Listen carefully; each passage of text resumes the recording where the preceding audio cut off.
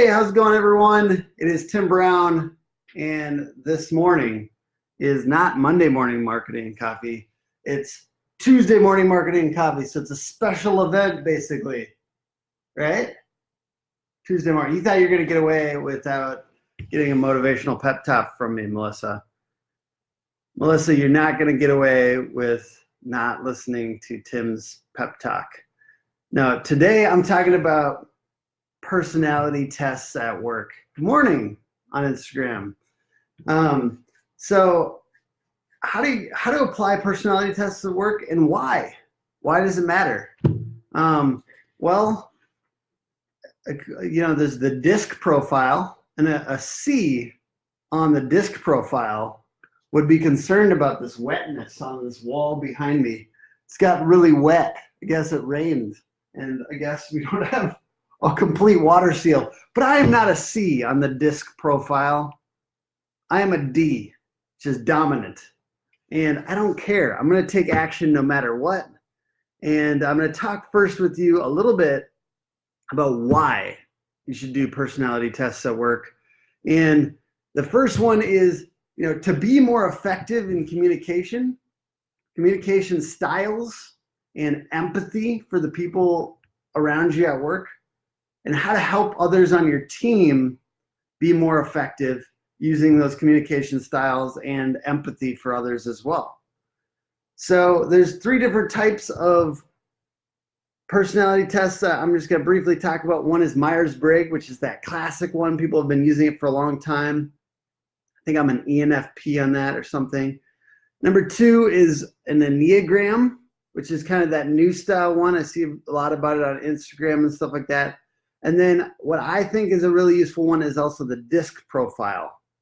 Super simple, and sometimes simple gets used more often. So I think DISC profile is awesome. We just did Enneagrams, at work. I'm an 8, which is the challenger, which I like. I challenge things, I push. So here's 3 ways to use and apply these personality tests at work. The first one is share them with the team. Share everybody's with the team, talk through them. Identify how each of them affects your motivation and your communication style, and mention to your team that learning them will help each other be more effective and efficient. So if everyone knows each other's personality styles, at least some basic things about each other's personality styles, then you can have empathy and work with it and understand, hey, maybe this person's just a little bit of a whatever. Maybe people are going to empathize with me. Maybe this guy's just a little bit of a D. And I'm not going to say that's the first time somebody said I was a D, okay? It's not the first time. But, if people understand that I'm a D, if people understand that I'm dominant, and it does kind of go with the other kind of D too, right? But if people understand that I'm a D, then maybe they can empathize with me and help me a little bit along the way. They can understand, hey, sometimes Tim doesn't say hi, he just gets to business. And that's something about Ds in general, right? Dominant personality types and this kind of thing. Sometimes they don't say hi, they don't say, how are you? They just get right down to business. And to me, it's okay to kind of empathize with that and to maybe help them along the way on some of those more personable things. And on the way other side, in the DISC profile, another thing is the other side of the D is the C, conscientious. They plan a lot, and maybe you need to kind of empathize with that. Maybe I need to empathize with that and understand these people are going to plan for a while. They're going to be super conscientious, but once they get it, once they really understand it, they might be an accountant type of person or a data analyst. Once they really get it, they're going to be awesome. So I'm going to allow them. I'm going to have patience for them in the meantime while they're learning this. And I think that's just one example of using the DISC profile to be more effective and efficient.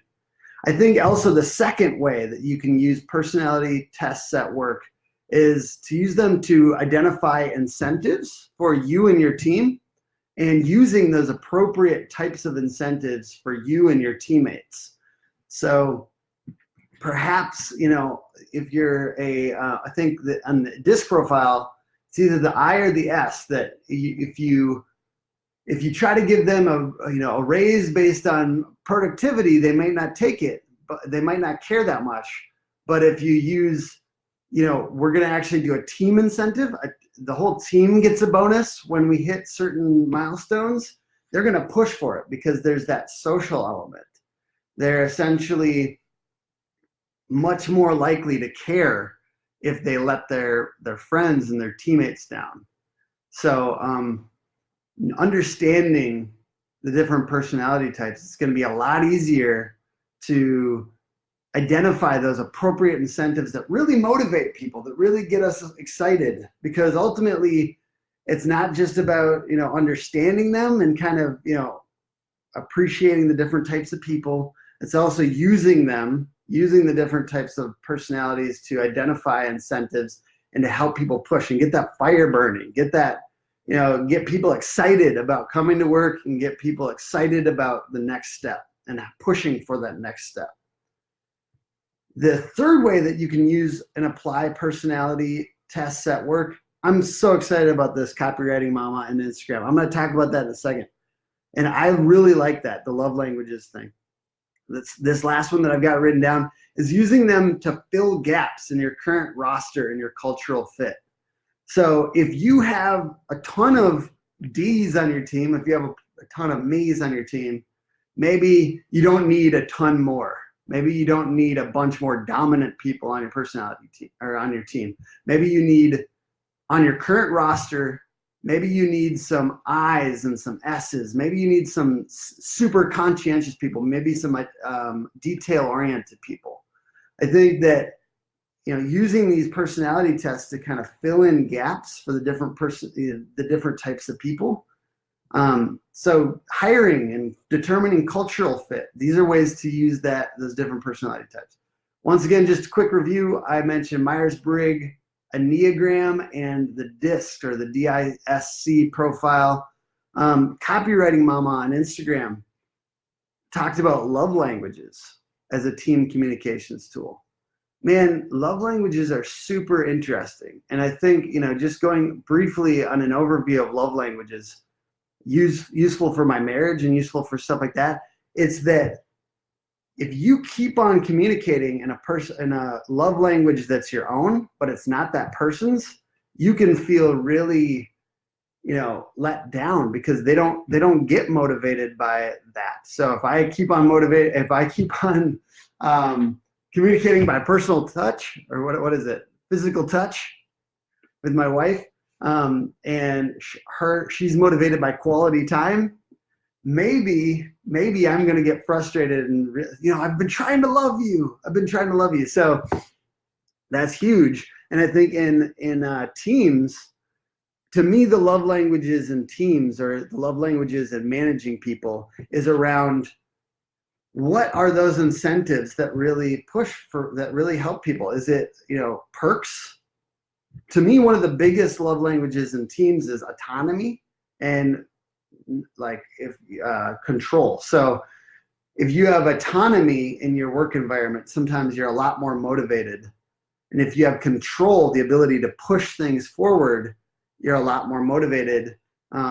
So identifying what your love languages are in a team, and understanding that if you keep on giving in one area, but it's not motivating somebody, there's the possibility that you're not communicating in the right love language. And I think that that's super useful because, it's just not always the same for everybody. So just because you keep on giving and giving and giving in one area doesn't mean that it's going to be motivating for everybody.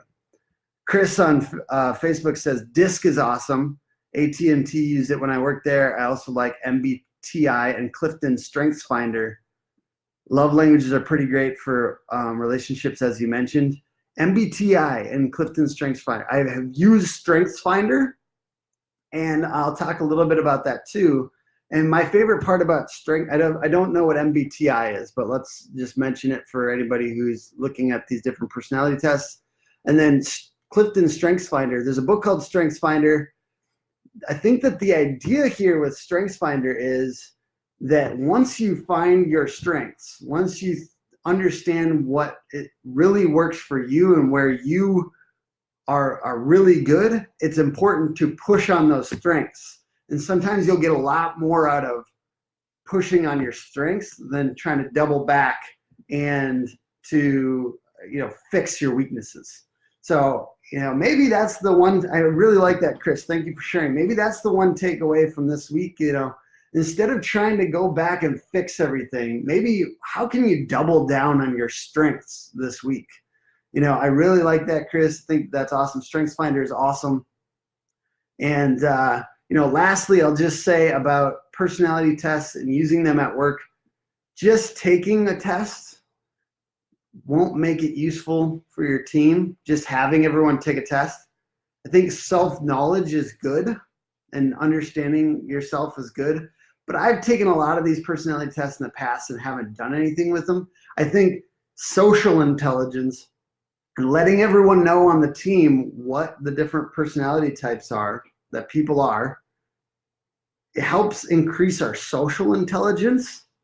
And our social intelligence, to me, if you think about teams like a sports team and, having a good roster and, making sure that you have people in the right key places and stuff like that, I think that this is a huge part of it. Social intelligence is a huge part of having an effective team and about those types of things. So social intelligence, it's just a lot more obvious when it's applied. And when it's obvious, it usually means that it's done something serious and practical, right? So I think sharing the results of your personality test is super important with all the people on your team. We're doing that this morning and I'm excited about it. So if anyone on my team is watching this, we're going to be sharing the results of the Enneagram test and talking through it. So anyways, appreciate everyone joining me for Tuesday morning marketing and coffee, and enjoy your day, enjoy your short week. Hopefully everyone's super energized. Tony, good to see you. Thank you for joining. Tony from Noteworthy Web Design. Check them out. Noteworthy Web Design.